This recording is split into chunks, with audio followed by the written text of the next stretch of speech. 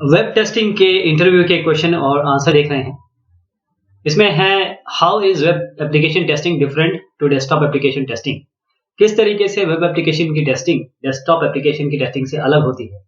Web application typically आप host करते हैं सर्वर पे, वेब सर्वर पे, और उसे हम वेब ब्राउजर से एक्सेस करते हैं, जबकि डेस्कटॉप एप्लीकेशन जो होता है वो क्लाइंट साइड की मशीन पे इंस्टॉल होता है। ये जो सेटअप है ये काफी सारे चैलेंजेस आपके सामने रख देता है कि जब आप क्लाइंट सर्वर पे जाते हैं या फिर किसी जगह सर्वर से आप एक्सेस करने की कोशिश करते हैं तो उसमें परफॉर्मेंस और सिक्योरिटी टेस्टिंग ये इंपॉर्टेंट हो जाती है, क्योंकि आपका एप्लीकेशन बहुत बड़ी ऑडियंस के लिए आपने ओपन कर दिया है। तो अगर इसकी अंडरस्टैंडेबिलिटी, यूजेबिलिटी और डिजाइन अच्छी नहीं है तो मुश्किल होगी। और इसके साथ जो फैक्टर्स आते हैं उसमें है कि ब्राउजर एक नहीं है, ब्राउजर आपके बहुत सारे हैं। मैं एक बार बताता हूँ क्योंकि आगे कई बार ब्राउजर आने वाले हैं। तो आप ये समझ लीजिए कि इंटरनेट एक्सप्लोरर है माइक्रोसॉफ्ट का, सफारी है जो आपके मैक में है, फिर आपका ओपन सोर्स है फायरफॉक्स, और फिर आपका गूगल का क्रोम है।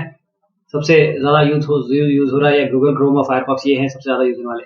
ऐसे और भी हैं जो हम यूज करते हैं जैसे ओपेरा वगैरह है। बहुत सारे हैं ये मल्टीपल ब्राउजर्स। अब डिवाइसेस अलग अलग हैं, रीडायरेक्शन हो रहा है, एक लिंक से दूसरे लिंक पे जा रहे हैं आप, एक पेज से दूसरे पेज पे जा रहे हैं। रिस्पॉन्सिवनेस यानी आपने जब एक रिक्वेस्ट दी उसके बाद आपका पहला रिस्पॉन्स कब आता है। अब इसके अलावा ये ना भूलिए कि इसमें बहुत सारी वेब टेक्नोलॉजीज भी लग रही है, जैसे जावास्क्रिप्ट है, CSS है, कुकीज है, W3 स्टैंडर्ड्स, क्योंकि आप कोई चीज बनाएंगे आप तो कोई स्टैंडर्ड के हिसाब से बनाएंगे, वर्ल्ड वाइड वेब कंसोर्शियम के हिसाब से बनाएंगे। ट्रैफिक की मॉनिटरिंग है, थर्ड पार्टी के, अगर आप थर्ड पार्टी के टैग्स लगाते हैं उनकी टेस्टिंग है। हो सकता है किसी कंपनी का टैग लगाया आपने और वो बंद हो गई तो वहां एक क्वेश्चन मार्क या क्रॉस का एक इमेज आएगी, वो ठीक नहीं है। तो ये सब चीजें इसमें इंपॉर्टेंट होती है। आगे हम और क्वेश्चंस में देखेंगे कि कैसे करते हैं, क्या चीजों का ध्यान रखते हैं। HTTP रिस्पॉन्स कोड ब्लॉक्स ये क्या होते हैं and what do they mean, what are the HTTP response code blocks. एक बार आपने जब रिक्वेस्ट दे दी सर्वर को, अब ये ध्यान रखिए, मैं पहले बता देता हूं कि हम क्या करते हैं। हमारा ये ब्राउजर होता है। ब्राउजर जैसे आप कोई भी फाइल अगर आपको एक्सेस करनी है आपके विंडोज सिस्टम में, मान लीजिए ये लिनक्स ही है, तो आप क्या करेंगे, फोल्डर पे जाएंगे, फोल्डर को डबल क्लिक करेंगे और डबल क्लिक करने के बाद आप वो फाइल को एक्सेस कर लेंगे। अब यहाँ पर क्या है कि अगर आपको फाइल एक्सेस, ये बिल्कुल सेम तरीका है, कुछ अलग नहीं है। यहाँ पर ब्राउजर में आप URL टाइप करते हैं, URL क्या होता है, यूनिफॉर्म रिसोर्स लोकेटर। वो क्या है, यूनिवर्स, जैसे HTTP डबल ये कोलन स्लैश और आगे कुछ लिखते हैं आप, www.yahoo.com मान लीजिए लिखिए आप। तो yahoo.com ये आपने एक एड्रेस दिया, यानी कि जो फोल्डर के अंदर फाइल आपने ढूंढ रहे हैं ना, वही ये जो आपने yahoo.com दिया वो एक नाम है जो उस फाइल तक ले जाएगा। तो जो फाइल है वो किसी सर्वर पे रखते हैं आप, वेब सर्वर पे रखते हैं, एप्लीकेशन सर्वर पे रखते हैं। तो अब जब इसको एक्सेस करते हैं आप थ्रू नेटवर्क टेक्नोलॉजीज, बीच में इंटरनेट है, इंट्रानेट है, एक्स्ट्रानेट है, उनको यूज करके आप यहां से इसको एक्सेस करते हैं। अब ये जो फॉर्मेशन है ये बिल्कुल सेम है आपके विंडोज में। अगर आपका फाइल फोल्डर है और उसमें एक्सेस करना है आपको, बस यहां पर क्या करते हैं कि यहां आप एक URL के थ्रू एक्सेस करते हैं। तो ये समझ लीजिए ये पूरा बैकग्राउंड में चलता रहेगा। तो सर्वर पे आपने फाइलें रखी हुई हैं, इस ब्राउजर से इस फाइल को एक्सेस करते हैं, बस इतना है। तो एक बार आपने रिक्वेस्ट दे दी सर्वर को कि साहब हमको ये पेज चाहिए, तो बहुत सारे आपके रिस्पॉन्स कोड हो सकते हैं। हम इस रिस्पॉन्स कोड की बात कर रहे हैं। जैसे 2xx आता है, कहीं भी अगर 2 के आगे कोई भी नंबर आए तो 2xx का मतलब होता है सक्सेस। जैसे अगर 200 आता है आपका, 200 का आता है इसका मतलब ओके। अगर 3xx आता है, एक 400 वाला एरर बहुत आपने देखा होगा जब भी आपका इंटरनेट नहीं कनेक्ट होता है या सर्वर रिस्पॉन्ड नहीं कर रहा होता है। ऐसे 3xx है रिडायरेक्शन के लिए। मोस्टली आप जो इनकाउंटर करेंगे 301 और 303। 301 का मतलब है परमानेंट रीडायरेक्ट और 303 का मतलब है रीडायरेक्ट, किसी अनडिफाइंड रीजन के लिए रीडायरेक्ट हो जाएगा आपका पेज, आपको दिखाई देगा रीडायरेक्टिंग ऐसे करके। 4xx मतलब है कुछ एरर है, जैसे 403। अब वो फाइल है ही नहीं। अगर आप फोल्डर के अंदर जाते हैं अपने विंडोज सिस्टम में और फोल्डर के अंदर जाके फाइल फाइंड आउट करते हैं, वो आपकी है ही नहीं, या फिर वो फाइल हिडन है या वो फाइल रीड ओनली है। तब यही चीज अगर हम इक्वेट करें वेब में, वेब एप्लीकेशन में या ब्राउजर में या फिर आपके एक तरीके से जो भी वेब पे आपने बनाया है, तो फॉरबिडन 403 मतलब फॉरबिडन, या ये से एक्सेस नहीं कर सकते आप, या नॉट फाउंड 404 मतलब वो फाइल मिल ही नहीं रही है इसको। 5xx का मतलब ये है जो सर्वर एरर के लिए है, 4xx होता है एप्लीकेशन एरर के लिए, 5xx होता है, 5xx होता है, ऐसे 5 के आगे जो भी नंबर होंगे 503, 504, 505 ऐसे करके अलग अलग नंबर दिए गए हैं। तो 500 का जैसे मतलब होता है कि सर्वर का एरर है, तो ये इसके HTTP रिस्पॉन्स कोड ब्लॉक्स है। How you test a service oriented architecture SOA web application. Service oriented architecture का मतलब ये होता है ऐसा आर्किटेक्चर जहां पर आप वेब सर्विसेज का उपयोग करते हैं। सर्विस ओरिएंटेड आर्किटेक्चर का मतलब ये होता है everything will you are going to use, जो भी आप यूज करेंगे एज अ सर्विस यूज करेंगे, और वो वेब सर्विसेज होंगी। वेब सर्विस का सीधा मतलब ये है, ये XML बेस्ड टेक्नोलॉजी है वेब सर्विस। ये इंटरऑपरेबिलिटी के लिए है, किसी दो सिस्टम के बीच में इंटरऑपरेबिलिटी के लिए। और बेसमेंट में क्या है, XML है, और वो बातचीत कैसे होती है, SOAP के थ्रू होती है, SOAP। देखिए SOA देख रहे हैं आप, सिंपल ऑब्जेक्ट एक्सेस प्रोटोकॉल के थ्रू एक्सेस होता है। और अगर बैकग्राउंड में आप देखें तो WSDL लैंग्वेज है, वेब सर्विसेज डेफिनेशन लैंग्वेज, उस लैंग्वेज के हिसाब से वेब सर्विसेज डिफाइन होती हैं। यानी कि आप UDDI किसी एक जगह पे वेब सर्विसेज रख देते हैं, फिर उसको हम कंज्यूम करते हैं। तो वेब सर्विसेज कंज्यूम करने का मतलब ये है कि वेब सर्विसेज चाहे आपका यहाँ पर आपने .NET टेक्नोलॉजी में कुछ बनाया हो, यहाँ पर किसी ने सन टेक्नोलॉजीज में कुछ बनाया हो, या ओरेकल टेक्नोलॉजी में कुछ बनाया हो, दोनों को इंटरऑपरेट करना है, तो आपको इन चीजों के लिए अलग अलग नहीं लिखना है। इसको यहाँ से इंटरफेसिंग करने के लिए कुछ नहीं लिखना। आपने वेब सर्विसेज यूज की, तो वेब सर्विस ने इस तरीके से अपने आप को बना दिया कि वो इंडिपेंडेंट होगी किसी कॉन्फ़िगरेशन और प्लेटफॉर्म के लिए, आप इसे एक्सेस कर सकते हैं। तो यही सवाल है जो टेस्टिंग है वेब एप्लीकेशन की। जब आप कम्युनिकेट करते हैं वेब सर्विस से, उसको दो तरीके से आप कर सकते हैं टेस्टिंग। कैसे? एक तो टेस्टिंग वेब सर्विस की आइसोलेशन में करिए, या फिर आप इंटीग्रेशन टेस्टिंग करिए वेब सर्विस की फ्रंट एंड के साथ। तो वेब सर्विसेज आइसोलेशन में कैसे करेंगे? हर एक वेब सर्विस के एक या एक से ज्यादा काम होंगे जो हम टेस्ट कर सकते हैं, क्योंकि web service request response architecture है। तो हम ये रिक्वेस्ट देंगे, रिस्पॉन्स देखेंगे और देखेंगे क्या हमें करेक्ट डेटा मिल रहा है कि नहीं मिल रहा है। इसके लिए हमारे पास जो टूल्स हैं, जैसे SOAP UI, ये SOAP यूजर इंटरफेस, हम SOAP सर्विस को इससे टेस्ट कर सकते हैं। ऐसी REST क्लाइंट है, अगर आप रेस्टफुल वेब सर्विसेज है, जैसे वेब सर्विसेज आप जैसे मैंने बताया SOAP से इम्प्लीमेंट कर सकते हैं, लेकिन आप REST से भी कर सकते हैं। तो ये दोनों आपके पास ये आपके पास एक एप्लीकेशन है जिसके थ्रू आप वेब सर्विस का आइसोलेशन में चेक कर सकते हैं। रिक्वेस्ट दीजिए, रिस्पॉन्स लीजिए, रिस्पॉन्स सही आ रहा है कि नहीं आ रहा है। एक है integration testing of web services with the front end. इसमें क्या है कि जो इंटीग्रेशन टेस्टिंग हम, ये भी इंपॉर्टेंट है, ये वो इश्यूज दिखाती है कि जो डेटा के बारे में बताएगी है, जो रिक्वेस्ट में है, और उसका डिस्प्ले आप कर सकते हैं रिस्पॉन्स में। तो ये रीजन इस सेपरेशन का, इन दोनों का ये हमने किया क्योंकि हम जो वेब सर्विस है उसको पहले आइसोलेशन में चेक करेंगे, फिर इंटीग्रेट करके चेक करेंगे। वेब सर्विस आइसोलेशन में कहीं किसी भी टूल से, जैसे SOAP UI से करेंगे। अब अपने एप्लीकेशन में चेक करिए फ्रंट एंड से, तो ये आप समझ जाएंगे कि यहां से रिस्पॉन्स क्या आ रहा है, यहां से रिस्पॉन्स क्या आ रहा है। उसके बाद अगर आपको प्रॉब्लम दिखती है तो आप उसको डिबग कर सकते हैं। अब क्वेश्चन है, suppose you have a login form which is connected to authentication web service, what test would you perform at which layer. अब आपके पास कोई लॉगिन फॉर्म है आपके सामने, आप एक वेब सर्विस है जो ऑथेंटिकेशन करती है। वेब सर्विस बहुत सारे काम करती है, अलग अलग काम जो आप एकदम कंज्यूम कर सकते हैं। अपना ऑथेंटिकेशन का प्रोग्राम लिखने से अच्छा आप ये काम करिए। क्या करिए? अपना वेब सर्विस यूज कर लीजिए कोई भी। तो देखते हैं कैसे टेस्ट हम इसमें परफॉर्म करते हैं। सबसे पहले तो आपको इनपुट आउटपुट वैलिडेशन करना पड़ेगा API लेयर पे, यानी कि आपको ऑथेंटिकेशन वेब सर्विस पे इनपुट आउटपुट वैलिडेशन करना पड़ेगा। जैसे वैलिड और इनवैलिड यूजर नेम पासवर्ड की कॉम्बिनेशन डालिए, तो देखिए कि क्या एरर मैसेज आ रहे हैं।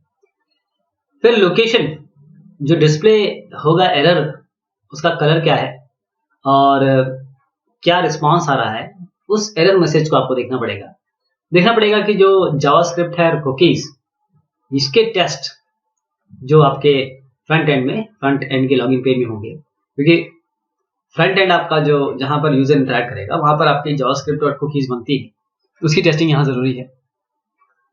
There are many ways to test a website and there could be a lot of test cases to execute. How can you make sure web application is fit for release? कहा यह गया है कि website को test करने के बहुत सारे टेस्ट केसेस बन सकते हैं। आप कैसे इंश्योर करेंगे कि हाँ भाई अब मेरा वेब एप्लीकेशन तैयार है, मैं इसे रिलीज कर सकता हूँ।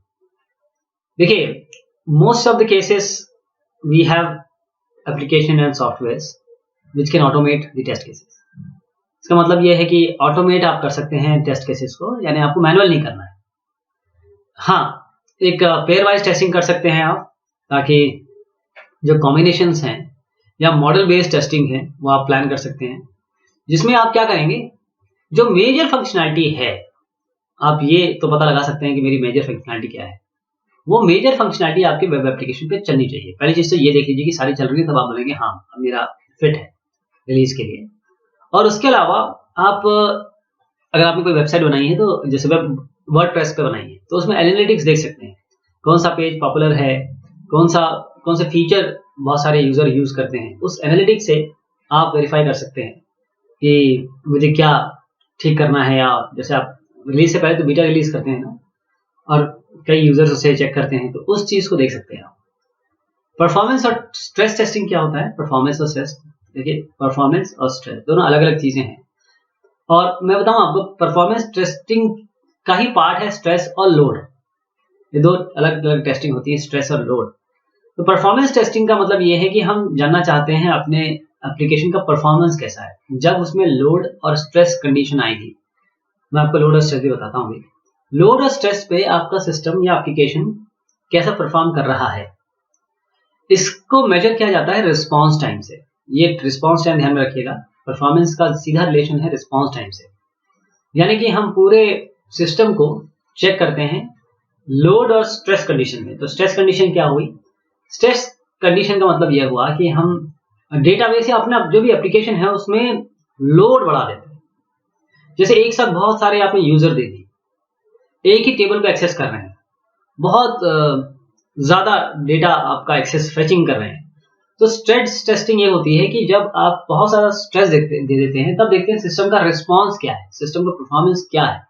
लोड टेस्टिंग का मतलब ये होता है कि जब आप लोड देते हैं, तो आप इतना लोड देते हैं कि अपने सिस्टम को ब्रेकिंग लेवल पे पहुंचा देते हैं, और फिर देखते हैं कि जब वो ब्रेक हो रहा है तो वो किस तरीके से ब्रेक हो रहा है, क्या रिस्पॉन्स कर रहा है, क्या ग्रेसफुल डिग्रेडेशन है, उसकी जो अलग अलग एप्लीकेशन है उसमें कुछ कम हो जा रही हैं, यूजर को रिस्पॉन्स ठीक मिल रहा है, ये आपको देखना पड़ता है। वेब टेस्टिंग में टिपिकल प्रॉब्लम्स क्या क्या आती हैं?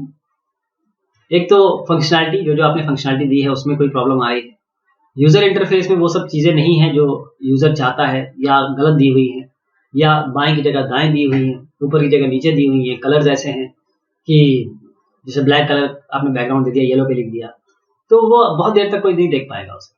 परफॉर्मेंस, जैसे मैंने बात किया आपका कि रिस्पॉन्स टाइम कैसा है, डेटाबेस से जो चीज आ रही है वो सही आ रही है कि नहीं आ रही है, डेटाबेस रिलेटेड प्रॉब्लम्स है। डेटाबेस रिलेटेड प्रॉब्लम है, डेटाबेस से जो चीजें बन के आ रही हैं वो सही आ रही है कि नहीं, डेटाबेस में आप रिक्वेस्ट रिस्पॉन्स कैसा है।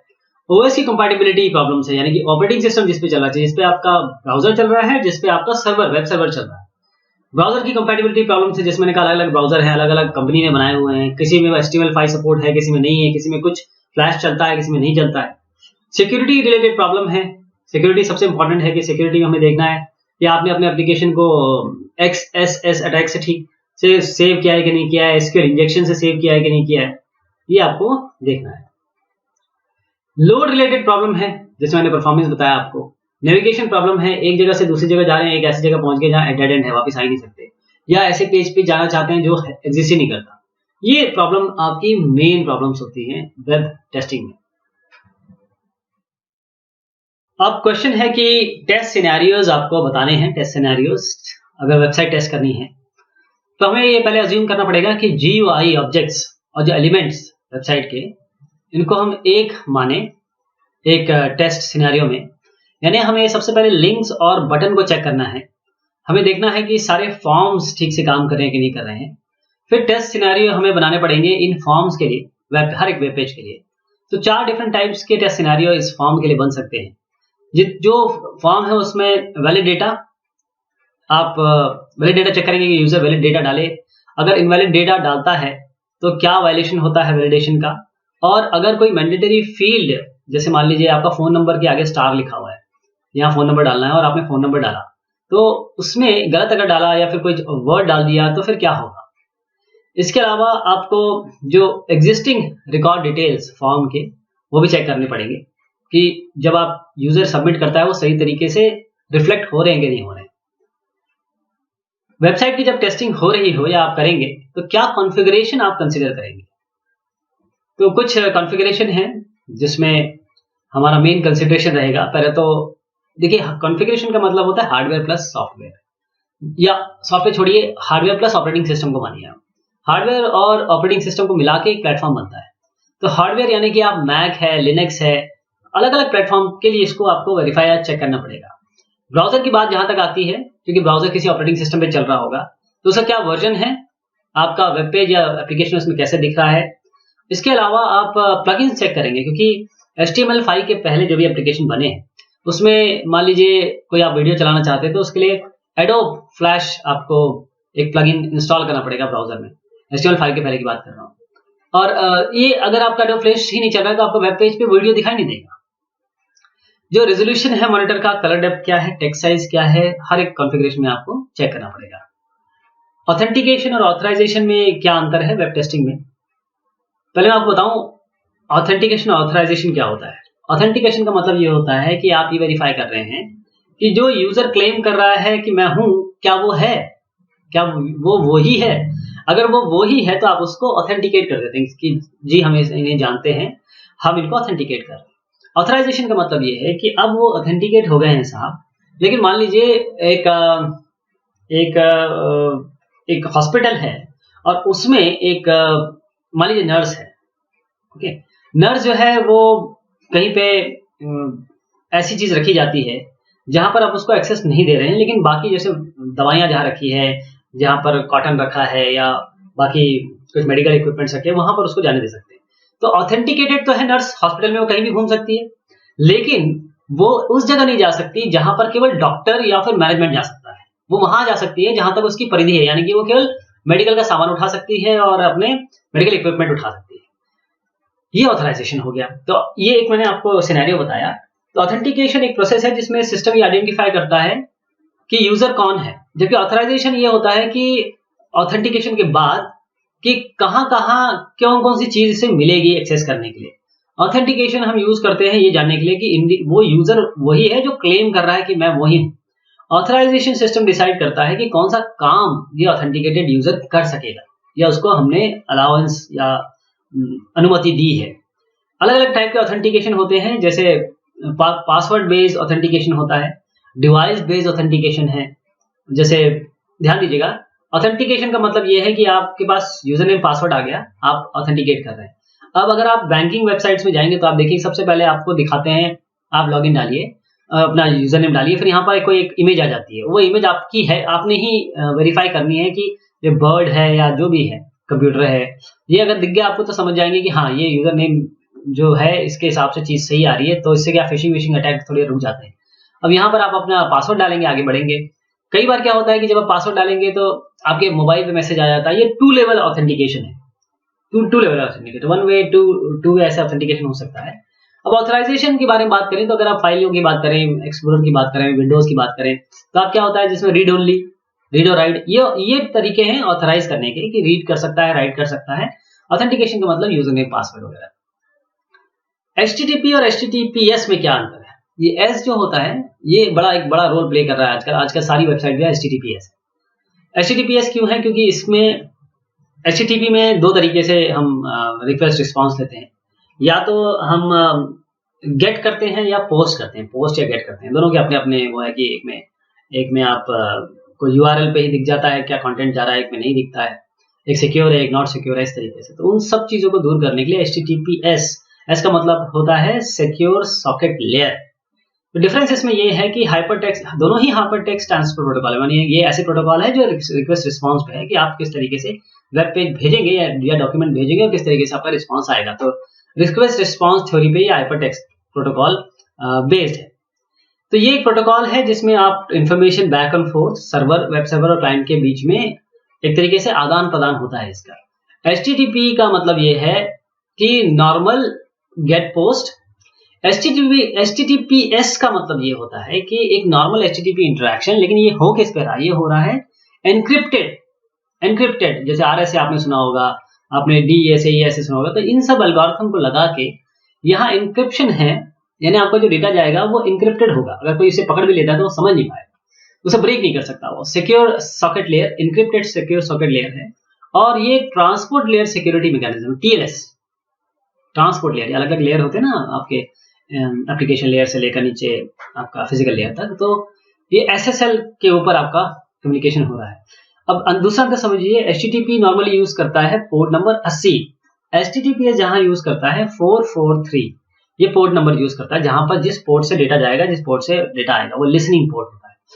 HTTP क्लाइंट किसी पर्टिकुलर आप फाइल सेंड करना चाहते हैं, अपडेट हुआ किसी सर्टेन डेट पे, जबकि वो एक्सेस कर सकते हैं आप। HTTPS क्या करता है, is built into its browser, यानी कि HTTPS ये आपके ब्राउजर में ही इंक्रिप्शन और डिक्रिप्शन करेगा यूजर पेज, और जो रिस्पॉन्स आ रहा है उसके लिए भी, जैसे अगर आप कुछ भेज रहे हैं तो इनक्रिप्ट होकर जाएगी, कुछ आ रही है तो उसको डिक्रिप्ट भी करेगा। ये आपके HTTPS का काम है। स्टैटिक और डायनेमिक वेबसाइट में क्या अंतर है? स्टैटिक और डायनेमिक, स्टैटिक वेबसाइट में वेब पेज होंगे जिसमें फिक्स कंटेंट होगा, यानी कि कोई डायनेमिसिटी नहीं होगी, जो लिख दिया वो लिख दिया, हर बार आपको वैसे ही दिखाई देगा। It will not change with respect to time. Dynamic website वो होती है जो समय के साथ चेंज होती है, और मैं समय नहीं कहूंगा, मैं यूजर इंटरेक्शन कहूंगा। यूजर इंटरेक्शन के हिसाब से ये चेंज होती है, यूजर एंगेजमेंट के हिसाब से। तो स्टैटिक वेबसाइट आप आसानी से बना सकते हैं, इसमें ज्यादा आपको मेहनत नहीं करनी पड़ती, क्योंकि बैकग्राउंड में कोई डेटाबेस है नहीं, अगर है भी तो स्टैटिक इंफॉर्मेशन जाती है और आती है। डायनेमिक वेबसाइट, इसमें आपको प्रोग्रामिंग के साथ साथ डेटाबेस की नॉलेज जरूरी है। स्टैटिक वेबसाइट आप यूजर उसके साथ कम्युनिकेट नहीं करता है, यानी यूजर का कहीं भी इन्वॉल्वमेंट नहीं। जैसे माइक्रोसॉफ्ट वर्ड का एक पेज देख रहे हैं, चलिए मैं बोलता हूँ PDF का एक पेज देख रहे हैं, PDF में आप ज्यादा एडिटिंग नहीं कर पाते हैं, वो PDF का पेज आपका स्टैटिक वेबसाइट है। अगर वर्ड है, माइक्रोसॉफ्ट वर्ड का पेज है जिसमें आप टाइप भी कर सकते हैं, एडिट भी कर सकते हैं, डिलीट भी कर सकते हैं, इस तरीके की चीजें डायनेमिक वेबसाइट है। लेकिन मैं ये नहीं कह रहा हूँ कि डायनेमिक वेबसाइट को आप एडिट कर सकते हैं, मैं ये कह रहा हूँ कि डायनेमिक वेबसाइट के साथ आप इंटरैक्ट कर सकते हैं। आप कुछ देंगे, कुछ इनपुट देंगे तो वो कुछ आउटपुट देगा, ये डायनेमिक वेबसाइट का काम है।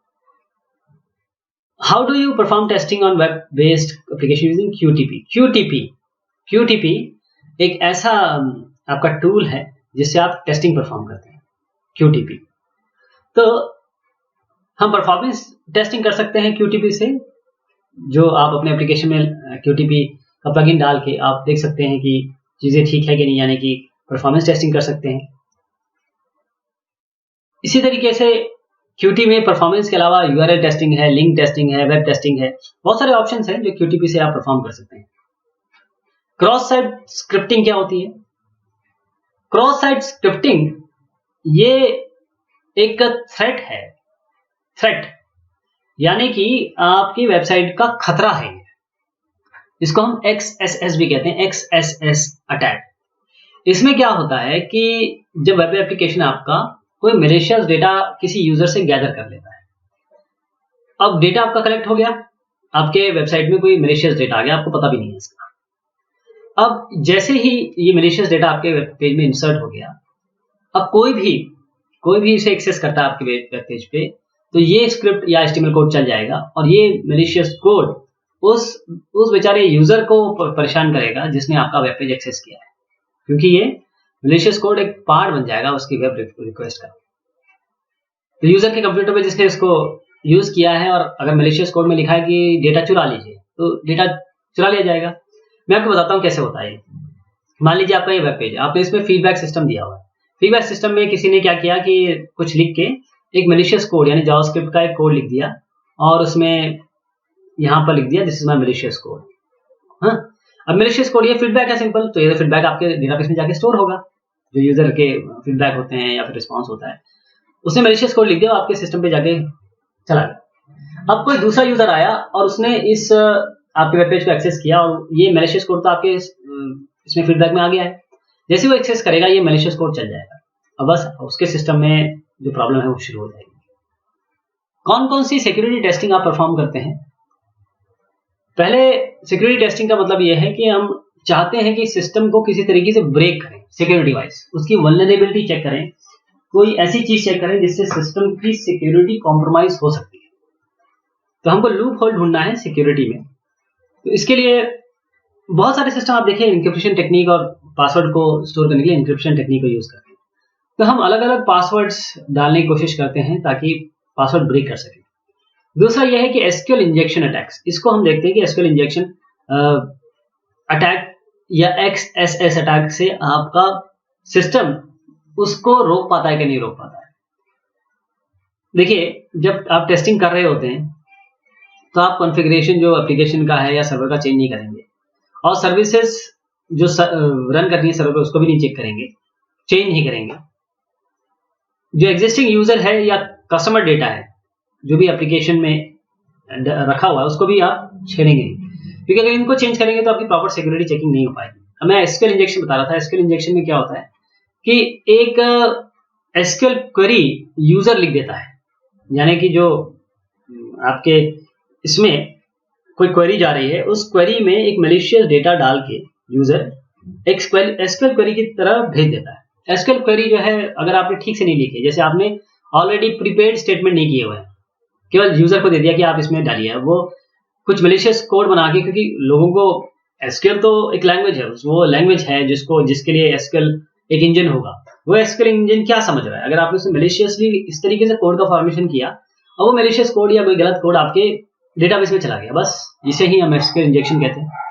What are the steps you will perform for securing a new web server? एक वेब सर्वर को सिक्योर करने के लिए आप क्या क्या स्टेप्स लेंगे? तो जो स्टेप्स आप लेंगे वेब सर्वर को सिक्योर करने के लिए, एक तो राइट्स आप मिनिमाइज करेंगे। राइट्स आप बिल्कुल खोल के नहीं रखेंगे, यानी कि आप एक तरीका अपनाएंगे कि किसको क्या राइट देने हैं। परमिशन आप अपडेट करेंगे, कोई डिफॉल्ट डेटा या स्क्रिप्ट है उसको आप हटा देंगे। सॉफ्टवेयर का फायरवॉल यूज करेंगे, यानी कि फायरवॉल जो सॉफ्टवेयर, क्योंकि फायरवॉल हार्डवेयर वाइज भी इंप्लीमेंट होता है, सॉफ्टवेयर वाइज भी होता है, तो आप सॉफ्टवेयर का फायरवॉल यूज करेंगे। और जो IIS या फिर जो भी वेब सर्वर की लॉगिंग है उसको आप यूज करेंगे, कि लॉगिंग से पता चलता है, जो लॉग मेंटेन होता है उससे पता चलता है कि क्या क्या चीजें हो रही है। अब बार बार बैकअप लेना पड़ेगा आपको, इस तरीके से आप सिक्योर कर सकते हैं। यूजेबिलिटी टेस्टिंग क्या होती है वेब टेस्टिंग में? यूजेबिलिटी का मतलब ये है कि आप जब एंड यूजर पर आपके सिस्टम को पे काम करेगा तो उसके लिए कितना यूजफुल है। तो हम ईज देखते हैं यूजर की, कितना आसानी से वो आपके एप्लीकेशन को एक्सेस कर सकता है। अगर हम वेबसाइट और सॉफ्टवेयर एप्लीकेशन की बात करें इसके टर्म्स में, तो यूजेबिलिटी को हम डिफाइन करते हैं कितने आसानी से बगैर किसी प्रोग्रामिंग नॉलेज के होते हुए सॉफ्टवेयर को कोई आदमी, कोई इंसान उसको यूज कर सकता है अपने काम को कंप्लीट करने के लिए। तो यूजेबिलिटी में आपका आता है लर्नेबिलिटी, कितने आसानी से वो आपको समझ सकता है कोई नया यूजर पहली बार जब वो आ रहा है।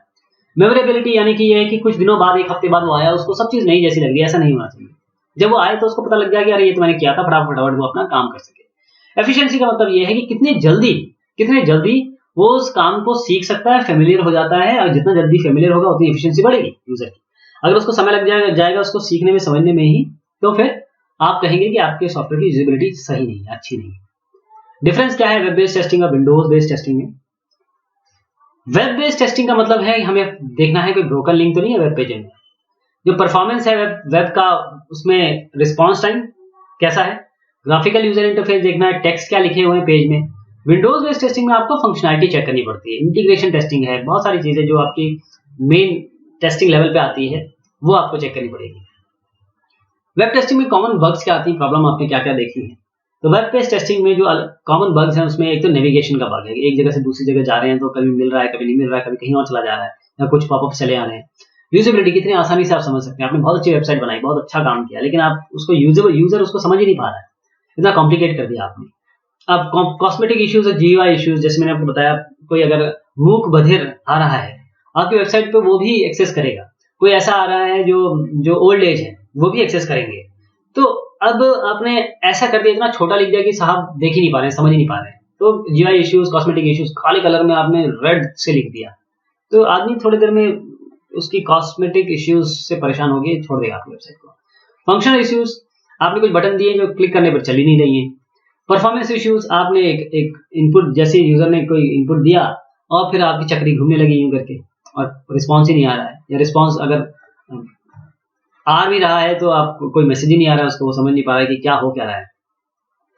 लोड है, कितना लोड आपका एप्लीकेशन हैंडल कर सकता है। स्ट्रेस, ऐसा कि कितना लोड हम दे दें कि सिस्टम क्रैश हो जाए। फ्लो ऑफ डेटा, यानी इंफॉर्मेशन जो यूजर एंटर कर रहा है वो क्या करेक्ट फॉर्मेट में वहां लिखी जा रही है डेटाबेस में या किसी फाइल में। जो स्टैटिक इंफॉर्मेशन है वो सही है कि नहीं है, यानी कि आपने कह दिया sun rises in the west, क्या सही है गलत है। लिंक ब्रोकन है, कोई फोकस, आप जब टैब दबा रहे हैं तो एक जगह यहाँ पर टेक्स्ट फील्ड में आ रहा है, अगली बार यहाँ चला गया, बीच के सब छोड़ दिया उसने। तो ये टैब की आपकी काम ही नहीं कर रही, कीबोर्ड के शॉर्टकट आपके फंक्शनल नहीं है, ये सारी प्रॉब्लम आती है। डिफरेंस क्या है डेस्कटॉप एप्लीकेशन टेस्टिंग और वेब टेस्टिंग में? जैसे मैंने आपको बताया कि डेस्कटॉप एप्लीकेशन टेस्टिंग एक स्टैंड अलोन टेस्टिंग होती है, ये इंडिपेंडेंट किसी भी एप्लीकेशन कोई भी डिफरेंट मशीन में नहीं चल रहा होता है।